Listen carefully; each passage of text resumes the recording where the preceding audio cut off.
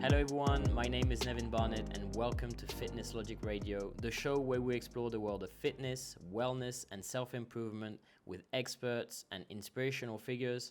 I'm thrilled to have a very special guest with us today. He is a natural bodybuilder and coach. He's really someone I look up to in the industry as he is able to combine an evidence-based approach with a great understanding of the practical application behind it. He is renowned to always bring perfect conditioning for him and his athletes. That's why I really wanted to have him on the show to ask him some questions specific to peaking and everything that goes on behind the scenes. Joining us today is none other than Brandon Kempter. Brandon, thank you so much for finally making it. It's been like a long time in the process. It has been a long time. Thank you so much for having me. Currently both in Bali, started in Australia on the Gold Coast. We were supposed to meet there, but it didn't happen, so now we're doing it here. Yes. For people who don't already know you, can you maybe briefly introduce yourself, tell us a bit about your story and what you do? Yeah, sure. My name is Brandon Kempter. I essentially work with physique athletes on an online basis, and I've been doing so for almost a decade now in the industry for 12 years, the fitness industry as a whole. And yeah, I work solely with physique athletes, particularly within the natural sector. So it's a niche within a niche, and that's essentially what I do. All right. What brought you initially to bodybuilding? I mean, look, I'll be totally honest with you. My love for building the physique really came about from a young age. And like most, it really came through reading comics and looking at these superheroes with this wonderful V-taper and going, wow, this is amazing. That's funny because we've spoken already on the show about that, and I was telling my story, and it was Dragon Ball Z. Yeah. Literally. Like, that was the physique I was aiming for initially. And I will admit, my exposure to Dragon Ball Z is limited, but I did read a huge amount of X-Men comics as a kid, and that's really where it started. And then in my teens, more American comics then. Yeah, all right. a lot of DC and a lot of Phantom as well. In fact, I still have those comic books to this day. And from there, you know, I was introduced to the iron at basically in high school, and I used to train on my parents' property, which is out in the sticks. So we were training with basically whatever we had available, from Besser bricks to off bags of concrete, that kind of thing. And then later on, having access to a gym in my late teens was an absolute blessing. I just felt so grateful for that. And then from there, I had some great mentors, thankfully, and I was introduced to bodybuilding in a sort of conventional sense, getting under stage lights, that is, in my late teens. So at 19 years old, I was on stage for the first time, which was the most amazing experience, and here we are over a decade on, and still loving it and having the pleasure and honor of working alongside some fantastic physiques over that time. When you competed the first time at 19 years old, what category was that? Was that classic body? I mean, we didn't have classic bodybuilding at the time, so it was just bodybuilding. Yeah, so I competed, back then they used to have a team category. That's actually not a very common thing anymore. And back then there was basically just bodybuilding. There wasn't classic, there wasn't men's physique yet. So I competed in the teen category, and it was a wonderful experience. You know, I was quite isolated through that process, not knowing other quote unquote bodybuilders, and you know, I rolled into this show with no expectation, with this wonderful, you know, canvas that is one's physique, and I was just ready to showcase this thing. And to my surprise, at that time, I did very well, and it really just was a real pure experience. It was a sort of almost a pre-social media era that was sort of in its infancy, which I think... Did you have a coach then? At that time, my first show I actually did not. And then coming into my next shows, I had some wonderful mentors. Mentors which really showed me where the ceiling is for natural bodybuilding, because I think back then, especially, well, to this day, to be fair, in certain circles, there was a big misconception as to what can be achieved naturally. Yeah. And don't get me wrong, the enhanced side of things is wonderful, and it's beautiful in its own right, and definitely elevates the ceiling. Do you think the fact that you started so young gave you an advantage to the physique you could achieve? I would definitely say yes. And also being of the, I suppose you could say, internet era, access to information and knowing how to access that information, thanks to, you know, participating in tertiary pathways and whatnot, gave me an edge. It meant that, and having those mentors from the my early part in the game meant that I wasn't spending the first 5 years kind of spinning my wheels, training semi-effectively. I was able to get in there from the get-go and go, okay, let's really, train the wheels off and get moving. Can you give a few names of people that helped you initially, or maybe the most influential people in your career in bodybuilding and in your pursuit of knowledge? Really, probably the main mentor that I had was Nathan Wallace, who is not so prevalent in the game anymore, but back in 2013 and there prior, in Australia at least, he was, I would say, one of Australia's best natural bodybuilders. In fact, I would say that even his last stage appearance in 2013 would be very competitive today. And at that time, he was one of those guys where people said, this guy can't be natural. How do you create a physique like this? And having worked so closely alongside him, I worked in his facility, it really opened my eyes. Okay, you think you train hard, there is levels to this game. This is the level of commitment that we apply, 365. Apply that magnified by time with a good hereditary base, and now we have a champion athlete. So it's probably my main mentor. And then from there, there's, I suppose you could say, some indirect influences. Guys like Eric Helms, for example, wonderful contribution to our sport. And I've had the pleasure of meeting him and presenting alongside him on a few occasions, which is lovely. So I'd say those are the main guys. Obviously, Berto Nunez and obviously Matt Ogus back in the day is one of the first sort of YouTube. Matt Ogus, that was big for me also, like at the beginning of the YouTube era. And the beginning of introducing flexible dieting to our kind of sector, that was like, wow. And higher frequency training and interesting. Coming back to Australia, because you grew up in Australia. Yes. I've been living in Australia for basically the last 3 years, so I could experience a bit more of the local bodybuilding and everything. Bodybuilding is pretty big. I was pretty surprised on, you were saying as a teen, you went to the gym and everything. This in Europe doesn't really happen, maybe more in Eastern Europe, like Hungary, like Czech Republic and everything, but Latin countries like France, Italy, Spain, not really. It's more later. It's not introduced in school because we often say like, oh, it's going to stunt your... Stunt your growth. Yeah, exactly. Yeah. So people are scared about that and don't go to the gym. Do you feel that maybe Australia now is kind of one of the leaders in terms of fitness and bodybuilding? I'm going to say maybe, but I'm going to preface this by saying my exposure to the cultures in other countries is limited, so I'm probably not able to give anything really concrete. I do think Australia has a very strong physical culture, despite having one of the highest obesity rates in the world, which is quite sad. You see a tremendous amount of fit people.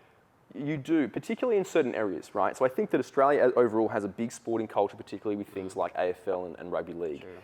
And that's probably where most people start, and then obviously it sort of perforates into other sports, bodybuilding, powerlifting, etc. But if you look at Australia being a big country with a comparatively small population compared to Europe, it's congregated in certain areas. Southeast, closer to the beach, definitely. Usually better physiques. Well, I would say quite likely. Yeah. And if you look at, let's say, Southeast Queensland, for example, Gold Coast, where obviously you spend a lot of time, I didn't grow up my whole entire life in the Gold Coast. And when I went to the Gold Coast, I went, wow, I see more breast augmentation, Botox, and steroids than anywhere I've ever been in my whole entire life. True. It's a big portion of that area, in terms of proportion of the population, are willing to spend money on the way they look and beauty / so that works in with beauty and health. So bodybuilding in that area, I would say it's probably the capital for Queensland. And then you go south, you've got kind of Melbourne and whatnot. So there's definitely some very strong bodybuilding, a bodybuilding culture there. In terms of other countries, look, I've integrated myself temporarily into like the US culture. It's pretty cool over there. Well, that's where kind of it started in a sense. Absolutely. Yeah. I will say that from what I've seen in recent years, the UK, from a natural bodybuilding side of things, is really taking off. And I mean, that for me is where I would love to go to compete because, I think you want to go where the best is. Great and I really coaches, feel, Callum, Kuba, AJ, all the guys, they're really pushing something. And the gyms are awesome. Yeah, I mean, Rotterdam is... I've never been, but I mean, they seem to have a culture for the Absolutely. sport. And also I think, if you've got a good handful of coaches there that have they also create the culture of pushing the coaching space, which pushes the athlete space. And I think that is definitely something to look up to. I really see it as a other areas. Dorian Yates second generation renewal, kind of. I dare say, yeah, there's definitely some similarities Definitely. Coming back to what you said, I'm going to jump straight through it in it. Steroid use was also kind of shocking for me in terms of the amount of people, which is obvious in gyms. So obviously in the areas where I was living, so as you were saying, maybe the Australian capital of bodybuilding, the Gold Coast, but Sydney also. Yeah. So, and also you see a lot of athletes, rugby, AFL, obviously. Yeah. My question is, with that exposure, what made you decide to not go that way? Because obviously, as a natural athlete, it's something that you question at one point in your career, or maybe several points in your career. Sure. Yeah, well, I would say this. As a team, and when you're integrating to a sport, you are influenceable. And thankfully, I had good influencers. And I'm very grateful for that. Had I spent my time predominantly around those enhanced, it probably would have normalized it, and I would have just went, well, that is the route at which we go. Thankfully, I had some really good mentors, and being around them really showed me, okay, where the ceiling is. Because I think there was definitely, people used to bottleneck natural bodybuilding much more than they do today. Like, okay, definitely. that guy actually has some veins in his arms. That guy can't be natural. It's like, well, come on. So these guys really showed me where the ceiling is. And because of that, I went, oh, wow, we can actually achieve a lot more than I actually first thought. Things are still really interesting for me. Let's stay this course. And to this day, it still really interests me. Obviously, I'm probably getting to the upper end of my genetic proclivities, but I'm absolutely not on my ceiling. So to me, it's still exciting. But I do understand why some people transition to the enhanced side of things. And, my perspective is this. I have nothing against the enhanced side. I think it's Me neither. beautiful in its own right. No problem. And it is fascinating because, natural bodybuilding by comparison is child's play. I've watched people, achieve phenomenal results. It's just not for me. So I kind of look at it like, the two separate genres of I think I often use the analogy like car racing. We have go-kart racing and Formula One. Like Formula One's the enhanced side of things. You expect some pretty crazy speed, right? It's the same thing. But for me, having good mentors and really showing me just how far we can take it is something that really just rocked my world. Above and beyond that, I am exceptionally needle phobic, less these days than I was back in the day, but that's obviously a component that comes into it. And my addictive personality traits, which have worked to my favor with career, bodybuilding, etc., I think would probably work against me in the enhanced side of things. It's that's from, people that I know who are on or came off and everything. That's the really terrible aspect. It's like, it's hard to come off. Yeah. And most people that I know that came off kind of dropped bodybuilding as a whole because they were frustrated of not being able to achieve that same physique, or maybe thinking they can't achieve that same physique, ever again. I imagine the identity crisis that one would have coming off would be massive. I used to be a big guy, and now I am, 10 kilos lighter without this exogenous substance. It must be a tough piece. And it's something I can't personally relate to, and my exposure to the enhanced side of things is somewhat limited. I kind of live in my box of natural bodybuilding, so to speak. Interesting.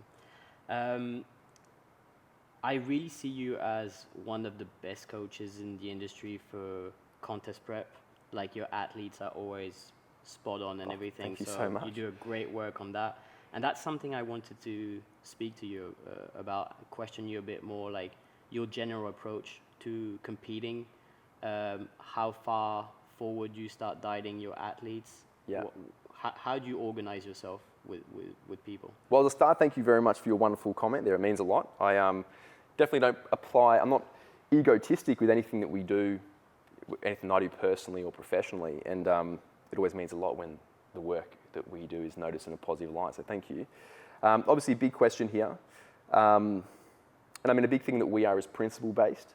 And then we take these fundamental principles and then we personalize its application on an athlete-by-athlete basis. In general, I / the coaches that work within our company, we like to work with athletes in the long term. And we feel as though that is immensely beneficial. It allows us to basically mold the athlete in a manner that is conducive to doing what's necessary in the contest preparation, because it's definitely not an easy endeavor, as you're aware. So I'd say average stay with us would be 12 months and beyond. And within that, we would have a portion of off-season, we'd have a portion of pre-preparatory phase, which is really based around creating an appropriate starting position, but also identifying the sort of bottlenecks in their lifestyle that might limit them in the actual contest preparation. So and then we get into that. Are you basically telling us that you're kind of cheating by screening the best ones, the cream of the crop?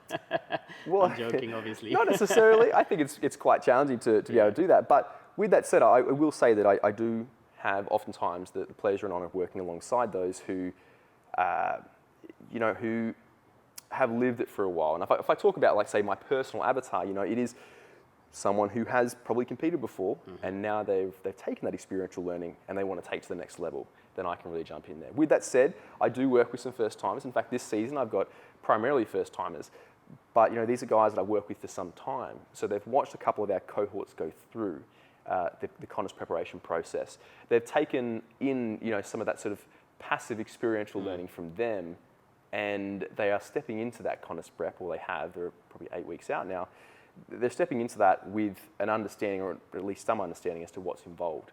And these are the guys that usually have the ability to step into their first ever contest preparation at a very high standard. Do you say no to some people? Unfortunately, these days I have to say no more than I say yes by virtue of capacity. Yep. Maintain the highest standard of coaching possible is basically our mission. And I think something that all good coaches have is, a ceiling. And the last thing I want to do is take on more than I can and have that service go down. So unfortunately, by virtue of that, I say no a lot. But specific to contest prep, with the athletes of whom I am working with currently, there is times where you have to say no. And I think this is one of those things with coaching is it's not all, roses and beauty. There is times where you have to have difficult conversations. And contest prep, for example, it's a big responsibility that the athlete and the coach take on.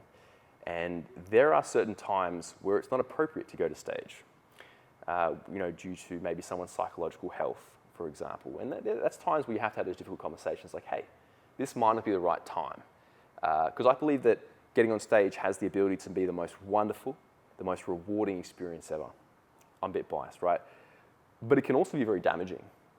If someone steps on stage and their approach from a psychological perspective is subpar, and they're doing it for the wrong reasons, and or just to add salt to that wound, they do not achieve the goal, the desired body composition outcome because of X, Y, and Z, it's a very damaging experience.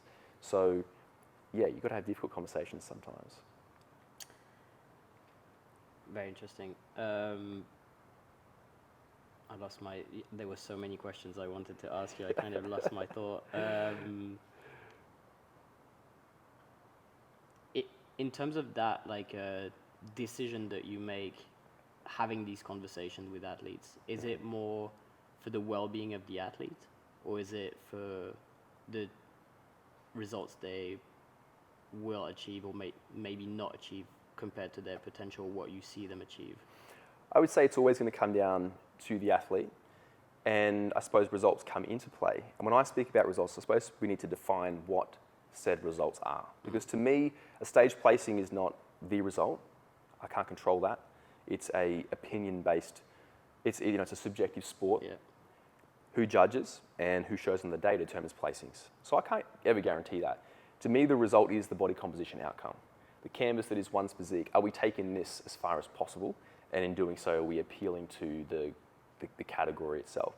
So I think that kind of works in sort of together, right? Because if you're getting on stage with something with a physique of which is not doesn't fit the category or isn't in accordance with what we had originally planned, I think that's damaging in itself. So really, it always comes back to that. Do you ever get frustrated from the subjective aspect of bodybuilding?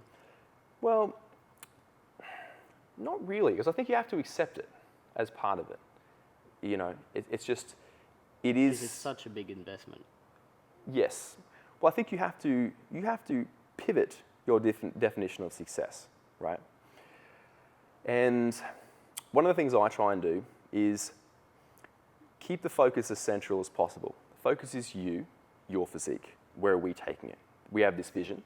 We're going to do X, Y, and Z to achieve that. I think it's okay to be externally motivated, but you need to sprinkle that in. It can't be the only thing. If you are only focused on the outcome being the placing, what generally happens is we have athletes who have really intense and really short careers, because if they win, it makes them feel like they're on top of the world.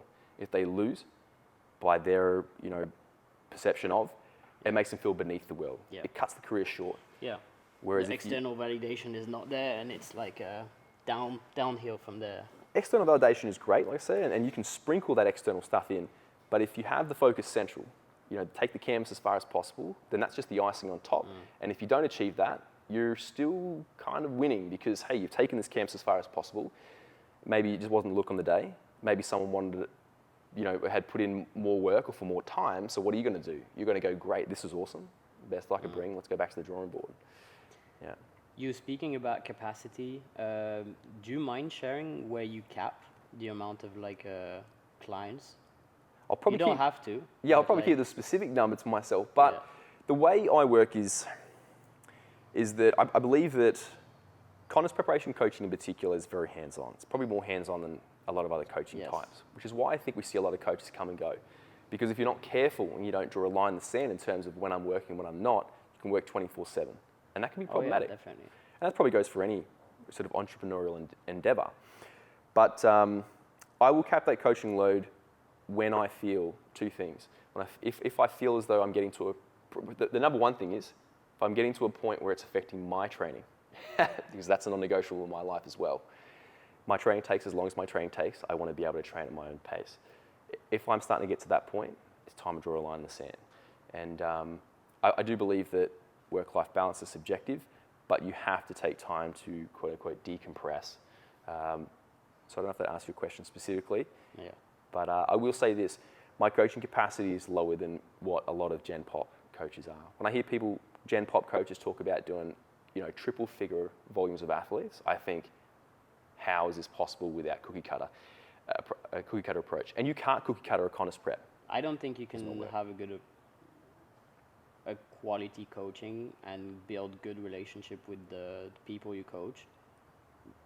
For me, 55 people is hard to maintain that level.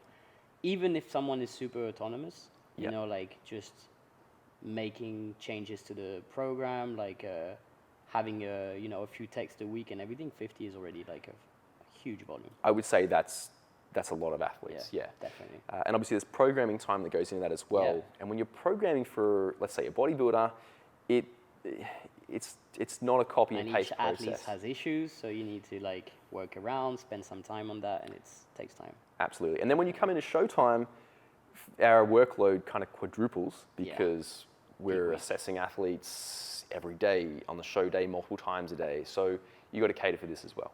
Yeah. That's another question I wanted to. I'm gonna go So usually, how long do you take to diet? Does it just depend on the individual where he's at? It's going to depend on a few things. One is the starting position of the athlete. Two is the required level of conditioning for the given category. And three, I would say, is the metabolic proclivities of the athlete. Some individuals, you need more time. They're a slow burn. Others are a bit faster. And the fourth component would be the sort of lifestyle piece as well. In that some people are in a position where they can quite literally, which is ideal, build their life around prep. So I say this, the off season, I would say you build the protocol around life. You build bodybuilding around your life. In contest prep, at a pro level, you're building your life around bodybuilding. Yeah, it's not sustainable, but it's... That's why I was speaking about compromises. The compromises are so high at that point. They are. Do you start dieting an athlete and then pick a show? Or do you pick a show and then start dieting the athletes? Usually we'll pick a show and then start dieting. All right. And it depends where you go in the world. If you're in the US, you don't really have specific seasons. It's just shows all year. Yeah. In Australia, all the shows are congregated in two sections. Season A, which would be basically April to May. Season B, which would be September to November. Outside of that, there are no shows. So you're going to have to choose a season and then reverse engineer your protocol from there. So generally speaking, we'll do that. Even for my guys competing overseas, most shows work up to an international show. It might be WMBF Worlds. Okay, cool. And we need to do pre-qualification for that, etc. And I mean, the dieting duration, generally speaking, for today's level of conditioning, probably would be between a 20 and 30 week. If you have to go to 35 weeks of dieting, I would say, you know what, you probably should have done a pre-preparatory phase. You're probably a little bit, quote unquote, cuddly in the context of the off season. No hate on our cuddly people, obviously. Absolutely not. We don't discriminate over here, but we pre-prep. How would you approach an athlete who wants to do season A and season B with that, like, three months in between? Generally speaking, blanket statement, I advise against it. All right. Okay. And the reason for that is this. The conditioning for today's level of standard, particularly in all the male categories really, is very high. We know that's going to precipitate some metabolic adaptation of which is unfavorable for optimizing health. And I would say that natural bodybuilding in general should be a relatively healthy endeavor, but it's a lot of stress on the body. And I think in these extremes, we can agree that there's a phase which is not fully healthy. It's not sustainable for any great duration. Yeah. So I would recommend you choose one, you roll with it, because we know that those adaptations are going to be persistent and they're going to take some time to be ameliorated. And realistically, it could be 3 months post-show until you're in a really good position to get stuck into a productive off-season. And because we're no longer dieting for 15 weeks, we're dieting for 20 and beyond. So how much time do you have, year to year? Not much. Or season to season, you have basically nothing. Even year to year, I don't often recommend it. I recommend a 1-to-2 ratio for whatever time. I'm happy you say that, because I don't think as a natural athlete you can compete and progress in a year. I don't think so. I would say this. However long you spend dieting, say you spend 25, you should spend 2 times in the off-season plus the next contest prep. That's an 18-month rotation. I like that. That's great. Yeah. With that said, there are certain contexts where maybe a back-to-back is appropriate. Let's say, for example, if I'm at the end of my sort of most competitive years, I'm in my early 40s, I might decide, or mid-40s, I might decide I want to do back-to-back because I just want to get some runs on the table, noting that I'm probably not going to make much progress, or I'm okay with not making much progress in muscularity. I would say that's probably an appropriate time just to make some, you might go back-to-back for a couple of years. But I mean... Or maybe if you're capped, and you're already like at the maximum weight limit, or maybe the end of a category like teens or something like that, maybe an extra year before taking an off season. Possibly, yeah. I know WMBF's a bit strange like that. They ask their pros to compete back to back, and people have often asked me what do you do in that scenario? I'm like, I lose the pro card and I don't care. I don't really, the pro card means nothing to me. But I mean, I do have athletes that say, I have to compete next year because that's what WMBF says. And I'm like, all right, we're going to sort of take one for the team if that's how you want to go. So peak week, what's your general approach? Do you dehydrate everyone? Do you go individual by individual? We dehydrate everyone. I'm joking, of course. I will preface this by saying that I believe that peak week is often overcapitalized on and often implemented in a manner of which achieves the exact opposite of which it's intended. And that peak week in general, the effectiveness of it, the contribution to one's competitive potential, positively scales with how lean someone is. Semi-lean, not much difference. Very lean, ooh, okay. We're probably getting a couple % betterment to the physique, and obviously we can't quantify it, it's subjective. But I would say, yeah, that's absolutely worth it. And really we're conceptualizing the peak week around a few fundamental components. We want to decrease our stress input, concomitantly increase our stress recovery ceiling by increasing caloric intake. We want to top up muscle glycogen saturation, and we want to give the body the tools it needs to regulate fluid balance appropriately. And how we go about that is different on a person-to-person basis, but it generally encompasses a taper in training, an increase in caloric intake, predominantly from carbohydrate. How much? Well, that's dependent on the condition in which the athlete was susceptible to prior. And we usually regulate our sodium intake and quite possibly potassium. We stay euhydrated coming into the show, and then on the show day, we acutely load oftentimes at least coming into our categories, sodium and carbohydrate. But we do not dehydrate our athletes. This concept of dehydrating athletes always fascinated me, because if you grab I think it comes from the enhanced aspect of bodybuilding. Absolutely does. But what I love about this concept is if you bring out your whiteboard and I spoke to you and let's say we didn't have a fundamental understanding of physiology, you would go, yeah, man, that actually makes sense. I'm going to hyperhydrate, I'm going to increase diuresis, and then I'm going to pull back this fluid, and hopefully I'm going to have less fluid in the interstitial space will be tight, and then you kind of think about it more and you go like, subcutaneous. Yeah. Nothing else of the water is going to change. Just the subcutaneous. Just subcutaneous. Yeah. Just that stuff in the middle. We're not going to affect. Muscle are going to be nice and full. Muscles full. Blood plasma volume somehow miraculously that's in check as well. Yeah. And I'm like, no. I mean, if we understand basic physiology, we would say it's probably not so logical. And I know there is some papers out now. We've got, and I mean, no disrespect to the researchers of whom participated in this particular paper which I'm referring to on the topic of evidence-based peaking. I'm of the opinion, this is strictly my opinion, that obviously the research they dug into was not specifically on bodybuilders.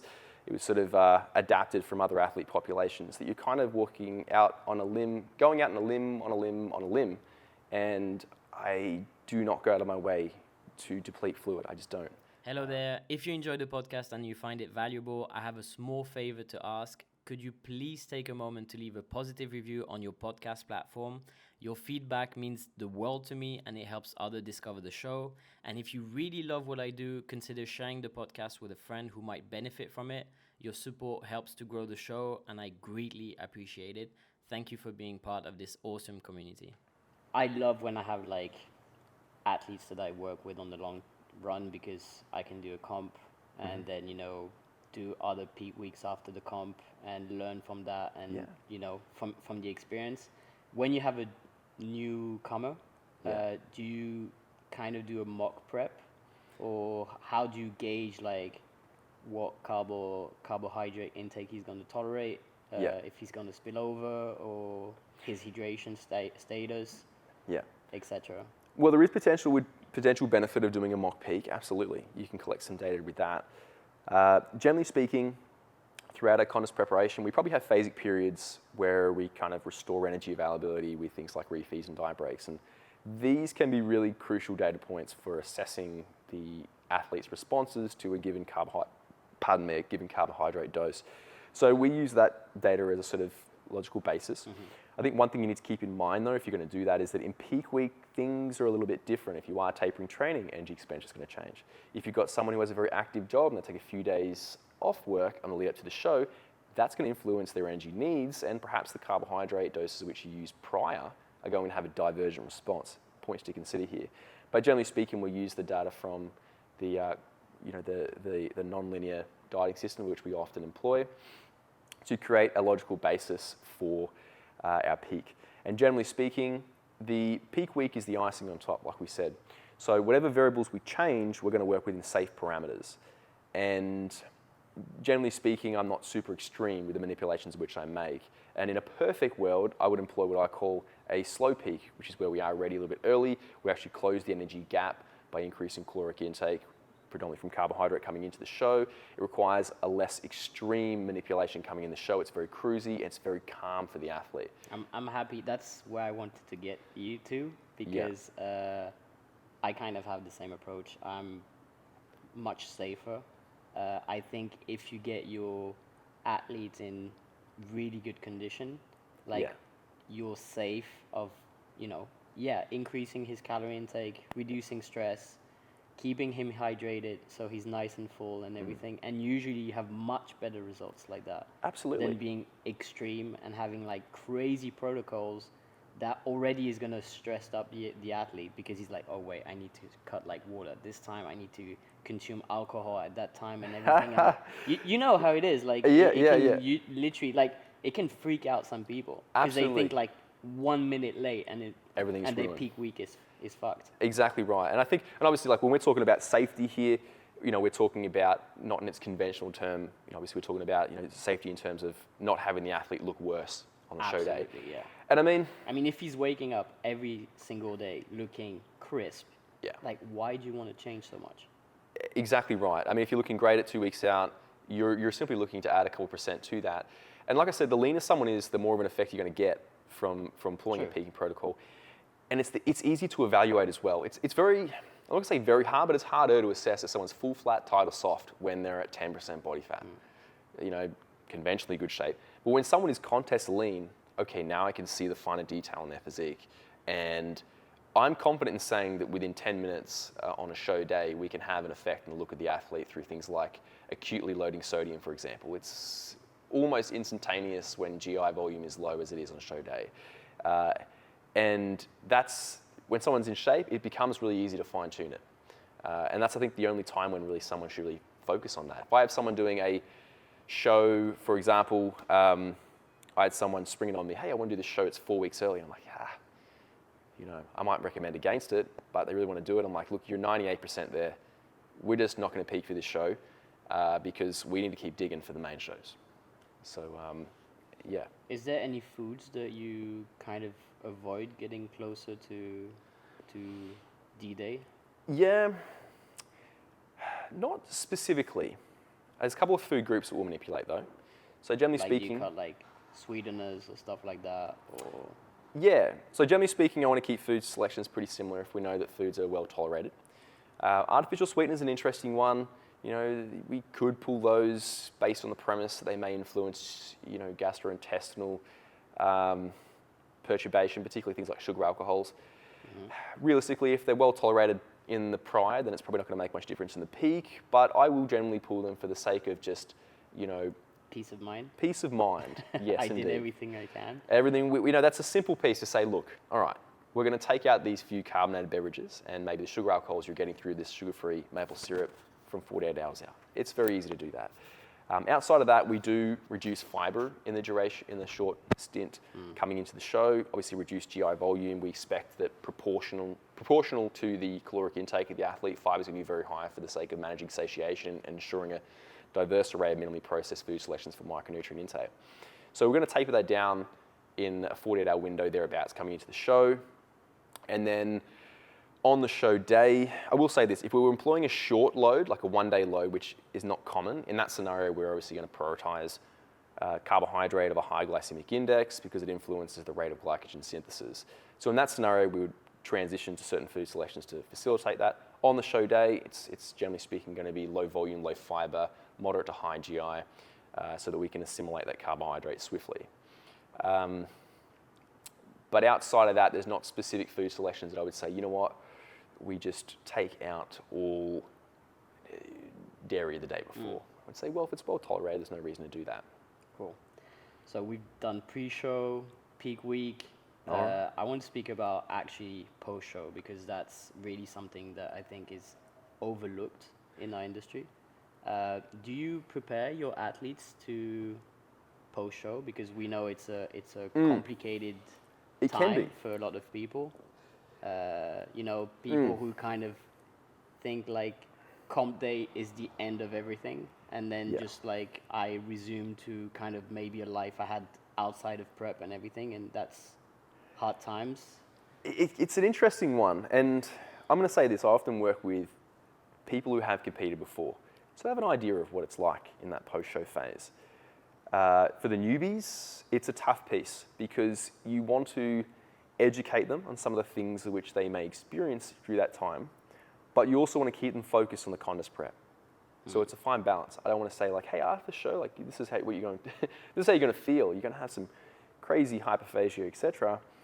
I don't want them thinking about too much, but I will definitely inform them of some of the components of that, and we always have a structure in place after the show.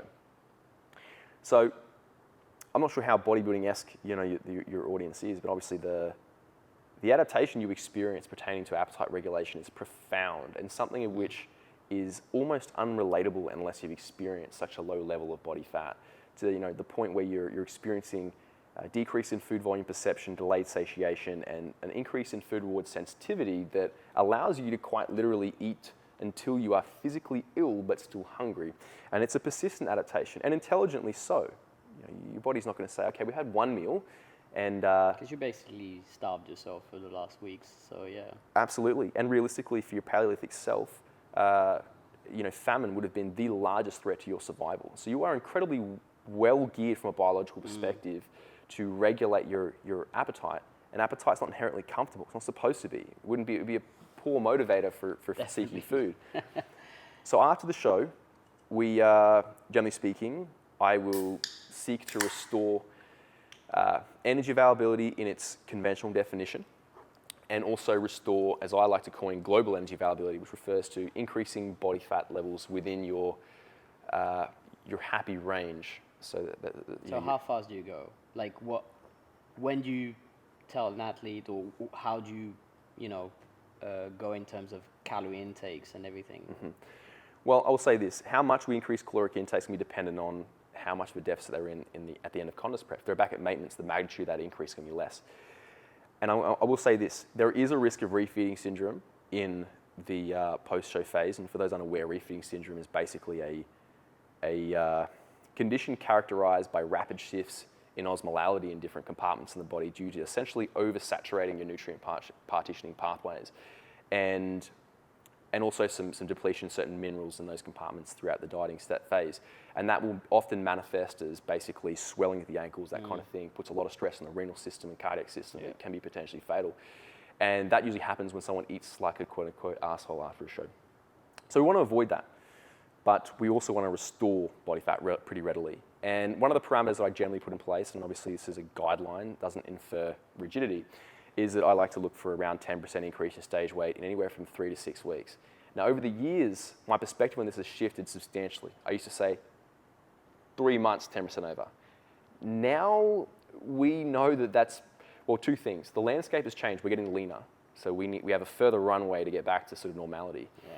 And we also know that there's no benefit in elongating that process until body fat is restored and energy availability in its conventional definition is restored. There was a very good podcast on 3DMJ about that, I think. Quite possibly, yeah. Yeah, that was very interesting, where they were saying actually that also their approach was to go a bit faster on these first week post shows, which kind of went against a lot of, the slow reverse dieting of these last years, I would say. In the industry, people were like, let's take it as slow as we can and increase the calories in a controlled manner, which is extremely hard to do in practice.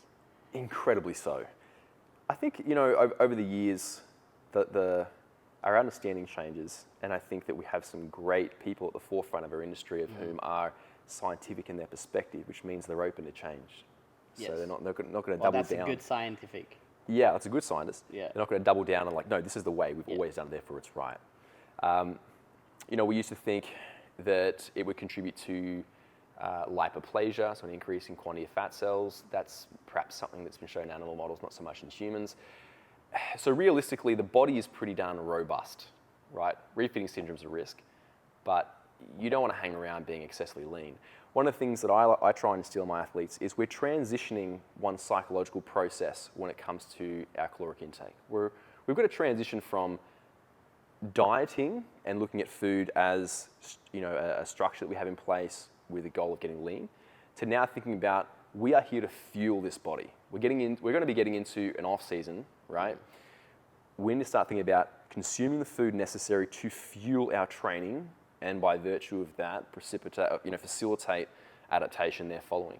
And if you can mentally transition to that, you're no longer looking at food as like, oh, I'm getting fat. You're looking at, I need this in order to progress. Personally, for me, it was extremely hard.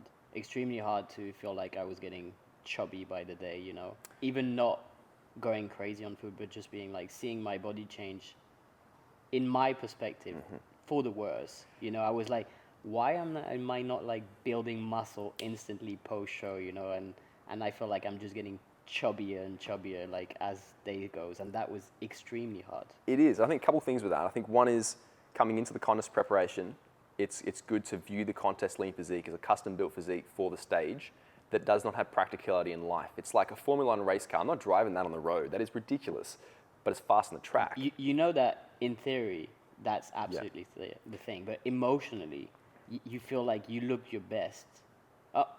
maybe not on stage, but like around. So I don't necessarily, I like how freaky the physique is, but I would say my favorite look is probably 10 weeks out. But another thing to keep, which challenges one's psychology. But you look good even in off season, man. Just so cut, too nice.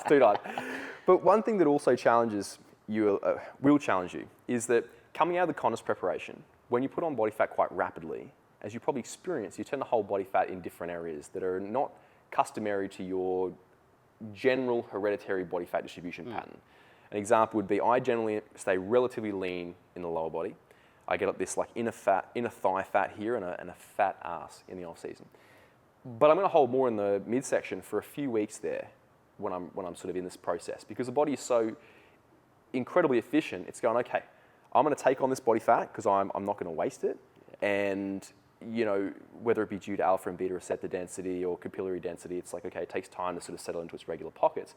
And like you said, you're also not in the endocrinological position to maximize muscle gain until you got this body fat. So it's a bit of a crap transitionary period, but it's necessary. I actually did a video where I'm showing my testosterone levels post-prep. How'd you go? It's below minimum. Likewise. Like an old man, 95 years old. No testosterone there. So post-show, I had a 67%. I look good though. Yeah, that's right. I had a phallic object between the legs that doesn't work, but I look good. See, personally, I had a. I feel like shit. Yeah. No testosterone, no libido, but look great. I describe it like being a Mona Lisa. Like, you look good, but you are useless. Yeah. And personally, I had a 67% suppression in free testosterone 4 weeks post-show. And I did that more as a matter of, just viewing this. And, I had my historic norms on that side of things. And I think had I rocked up to a GP of whom wasn't accustomed to what I'm doing, they probably would have said like, hey, TRT. Maybe TRT. And I'm like, no, look, I know that this is totally expected. This is a product of the environment I've subjected myself to. And what do you know, 3 months later, I'm like, yeah, I'm back in the normal zone again. So it's fascinating that, it really is. There's a massive trend in France for reverse dieting and how you can boost your metabolism, basically selling the fact that you can be eating more calories at the same activity level and the same body composition because you went through a reverse diet that kind of pushed something in your metabolic adaptation and everything. I had lots to say about that, but yeah. I as someone who really works in the trenches with athletes and everything, who goes through all the reverse dieting and everything, can you maybe give us your opinion on that from an anecdotal point of view? I can give it on an anecdotal perspective, and I can also give you a bit of a overview of where the research sits in this, is because as part of my master's degree, I did a research review on this exact topic. Sort of in reverse, I looked at metabolic adaptation and its implications for dieting. I will say that energy expenditure is dynamic in nature, and as most of your well-informed listeners would know, that obviously we expand energy through a variety of means, both at the level of basal metabolic rate and at the level of energy expenditure, which can be compartmentalized into, eat, NEAT, and non-exercise activity thermogenesis, and activity, and PAL. So these are highly modifiable, but people assume that basal metabolic rate can be influenced positively and negatively massively. And the research will indicate otherwise, in that BMR doesn't change substantially. It does change, but not substantially. Not when we use methods of quantifying energy expenditure using a 7-compartment model, for example, which allows us to assess positional changes in fat-free mass. So, 2 things. That doesn't change massively. The other thing is, in the case of dieting down, energy expenditure will decline just by virtue of having a lesser total body mass. But predominantly, the highly modifiable component is energy expenditure, particularly non-exercise activity thermogenesis. We know that. And that is somewhat bidirectional, but it biases the dieting condition. You can conserve a lot of energy dieting down. On the way up, you can only increase your energy expenditure so much. And there is undeniably a hereditary component in that. I would be considered a neat freak when I am talking in my check-ins, like I'm using my whole entire body like this, and perhaps someone else is less. Opposite of that. Yeah. I'll just eat and just stay in the couch and just sleep. Terrible. Efficient. You know, you and I in the desert, you're going to outlive me, and that's a good thing. For sure, I'll survive way longer than you, mate. So, in reference to your initial question there, I don't believe that there is metabolic magic which allows you to eat until infinity. And, you know, maybe 6 or 7 years ago, someone would have said to me, all right, man, I'm going to reverse diet to 6,000 calories this off season. And I would say, well, I think you're severely misinformed. You know, there is a ceiling to how much non-exercise activity thermogenesis can increase. And that's the truth of it, unfortunately. And do you think there's a way to accelerate getting out of the metabolic adaptations you've been through your dieting phase? Yeah. You need, I always say that in the recovery phase, to reverse these adaptations, we need 3 things. Here I go 4. 3 things. We need an increase in caloric intake in order to facilitate an increase in body fat, within the keyword being sufficient body fat, not too much. And then we need some time, because these adaptations are persistent.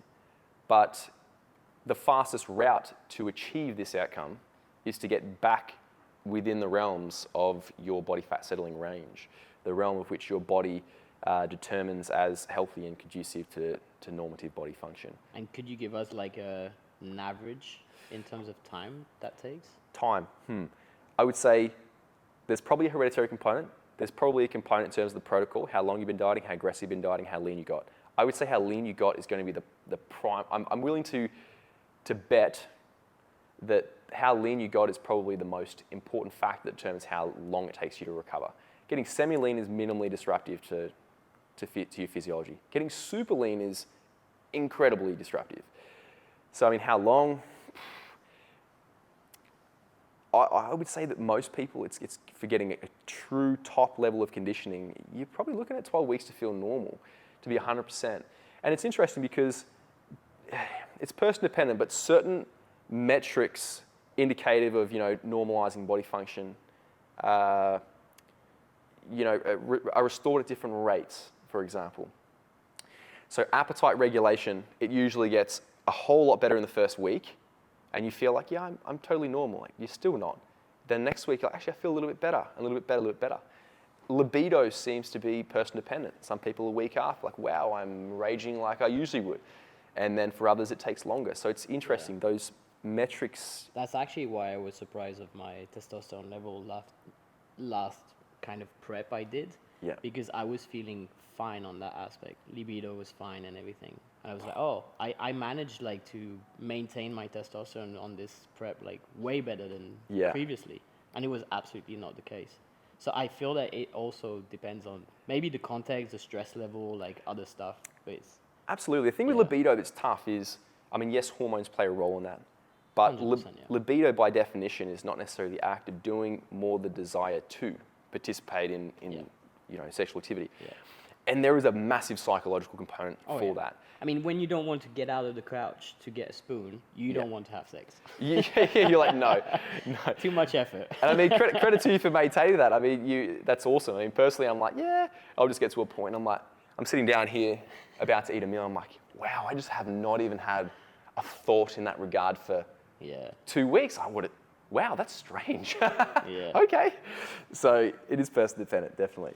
I can say you have an evidence-based approach, right? I try to, yeah.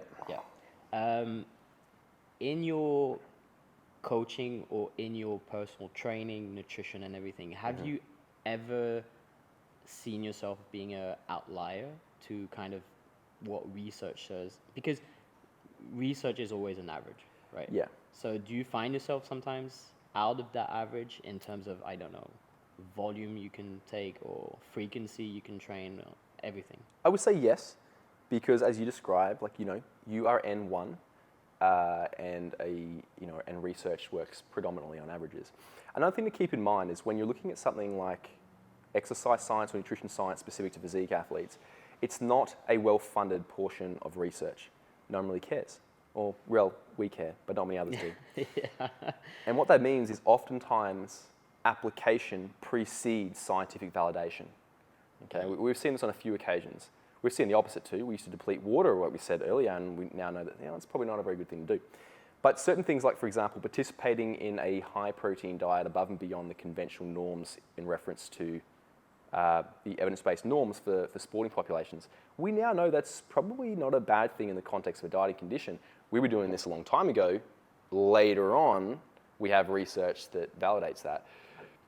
So there's definitely been occasions where... Can you give us like just details on that? How high do you go? Oh, how high do we go? I mean, look, I still, these days, I would probably somewhere in the realms of that conventional realm of sort of 2.2 to 3 grams per kilo. I'd still work within that. I mean, that's now been validated. 3 grams is a lot. It is a lot. In the context of a contest prep, when total body mass declines, it's pretty easy to find yourself there, though. But another example of that might be, for example, we often use refeeds, for example, in the context of a dieting condition. Now, we thought this was often coined like an evidence-based approach. Well, it's not really, and these days we have a plethora of research indicating that perhaps refeeds aren't as efficacious as we first thought when it comes to maintaining metabolic rate and that sort of thing. Do I still use refeeds? Yes. And anyone who's looked at the research on that side of things will note there is some limitations pertaining to the athlete populations that have been examined. And in bodybuilding, we're not just looking at, there's other potential benefits. We know there's going to be some unfavorable changes in nutrient partitioning in the dieting condition, and refeeds maybe might benefit that a little bit. There's also, when we're looking at an athlete... Sorry, I'm just going to stop you. When you say refeeds, are you saying also diet break, or... Well, I mean, I should probably clarify my vernacular. Just a bit, yeah. I suppose a refeed I would generally define as a sort of 24 to 40 hour period energy maintenance or just above, and a diet break is anything longer. Okay. So let's just say non-linear dieting. Intermittent energy restriction would be the current term in the industry. So I personally still use intermittent energy restriction. And I do that for managing appetite, the psychological aspect of that. That's what I was going to say, because thanks to actually Jackson Pios' work on diet breaks, we have seen that psychologically, like, implementing diet breaks is sometimes easier on the psychological aspect of things. In fact, within all the outcome measures from his IceCap trial, which was incredible, by the way, I wouldn't have liked to do data collection on that, that'd be crazy. Yeah. But of all the outcome measures, that was the main thing they found, is that it may help with appetite. There's some more contemporary research on that side of things that wasn't done specifically in athletes that doesn't actually show that. But I will still use it for the psychological side of things. But in addition to that, when I'm assessing an athlete, the sort of data points I'm going to look at personally are going to be things like, we're going to look at things like body weight as a surrogate marker for changes in body composition for the natural athlete and magnitude of the energy deficit or surplus. We're going to look at how they're looking, how they're feeling, etc. And one of the things we're looking at when we're visually inspecting them is how full or flat they're looking, noting that there is a sort of point where you flatten out to the point where it becomes hard, whether it be due to actually losing muscle or quite possibly due to having some unfavorable changes in peripheral nutrient partitioning, where you can't really fill them out again. Refeeds and diet breaks can be beneficial in sort of maintaining that. So in that context, refeeds have not, and diet breaks, intermittent energy restriction overall, has not been explored. So I wouldn't say I'm an outlier in that side of things, but it's something that sort of goes against the grain of conventional contemporary research in the area. It's just so hard to explain that to people, because you really need experience to see someone who is flat or not. Sure. Like, I would show that to some of our students that are beginning to coach and everything. It's like, okay, this is flat, this is full, and they'd be like, what? I don't see the difference. It's very hard. It is hard. And it's like when I started watching bodybuilding and I was listening to comments and people were saying that, oh yeah, he's not lean. And I was like, what do you mean he's not lean? Yeah, he looks pretty lean to me. It's an interesting piece. And, I often say that bodybuilding coaching is really the merging of science and art. Science is a simple piece. What variables can I change? What influence should I have on this physiological system? The art is knowing how to interpret what you're seeing, knowing what variables to change at the right magnitudes at the right time. And one of the big things I've learned when it comes to mentoring, say for example, the coach that we have within our company, who's an amazing coach, a phenomenal coach. And I often talk about calibrating your eyes. So we have, for example, a timeline progression, and we use what we call a green light, amber light, red light system with regard to the conditioning checkpoints that we have at 20 weeks out, 15, 10, 5, etc. And we have many examples of this based on different individuals' body fat distributions. And it's something that I recommend that we view frequently to calibrate our eyes. we're starting our workday, calibrate the eyes, go to work. Now you know what you're looking at. Calibrate your eyes, go to work. So it's really an interesting piece. I like that. I think I'm going to give you a few rapid fire questions, and we're going to see like how deep we go on those. Favorite drink? Solo, diet solo. Oh, solo. That's good for people who haven't been in Australia. That's a tough one, but it's A lemon squash. Amazing. It is amazing. When are you the most productive? In the morning. Okay. And you train in the morning too? Sometimes go through phases. How long do you train for? Because you were saying that you need your time to train and everything. 90 minutes to 120, I would say, would be a conventional training duration. So it's not too long. Not too long. Like I've done more in the past. Yeah.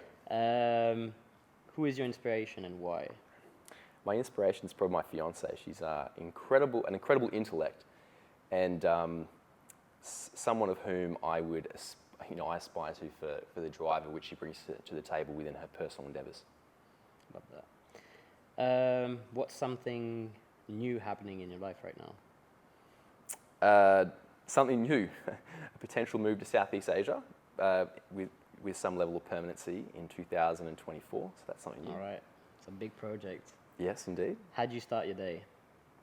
I start my day with a glass of water and a protein shake, and definitely hit a coffee for some productivity. To the protein. Absolutely. To get to that 3 grams per kilo. I need that leucine threshold. Let's get hyperleucinemic, please, and we're good to go.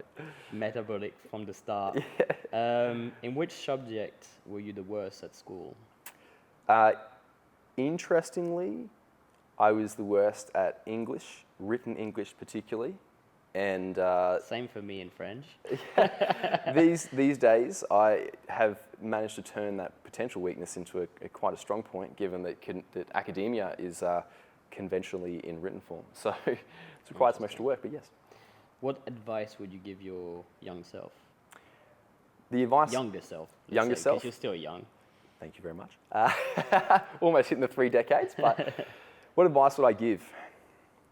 I would say to my younger self to seek mentorship even earlier. And thankfully I did seek mentorship early, but I believe that mentorship is the ultimate life hack, because you can take 10 years of someone's experiential learning and take it up in 1 year or less. I literally did a video about why you need a coach.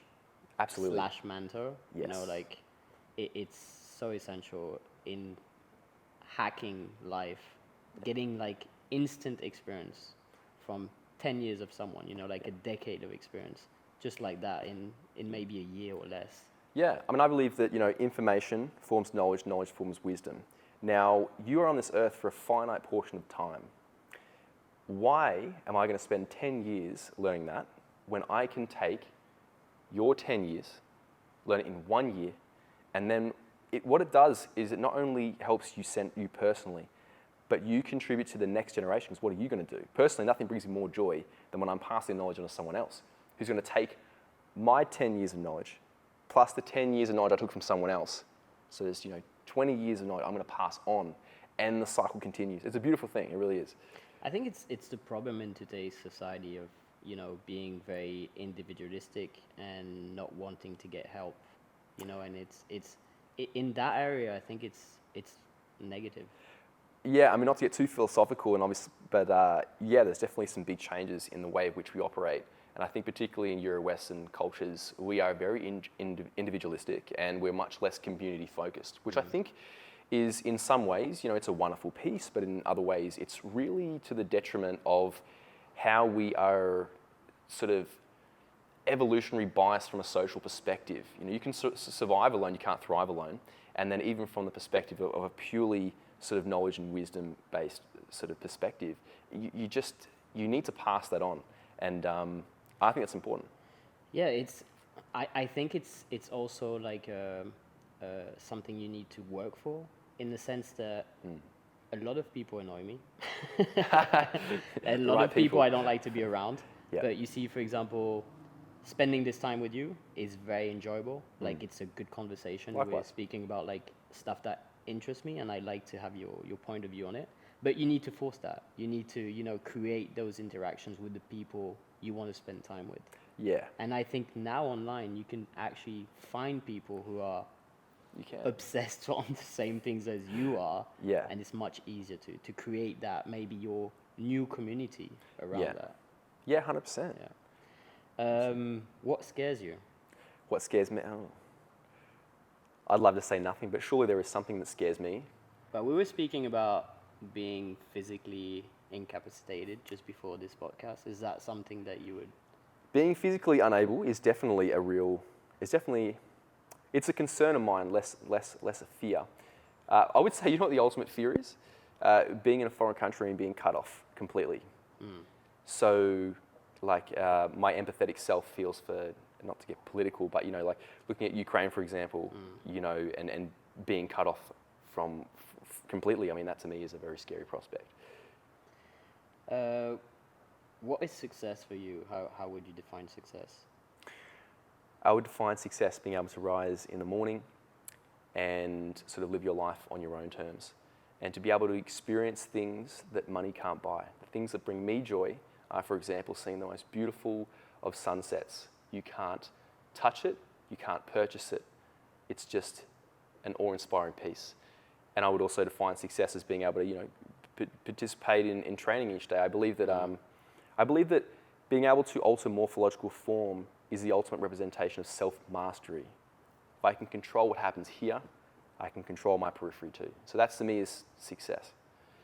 Favorite food? Chicken, Chicken, rice, and broccoli. I don't mind a good nasi, I'm not going to lie. That's probably, I'd say nasi goreng, some of that. Nasi goreng, all right.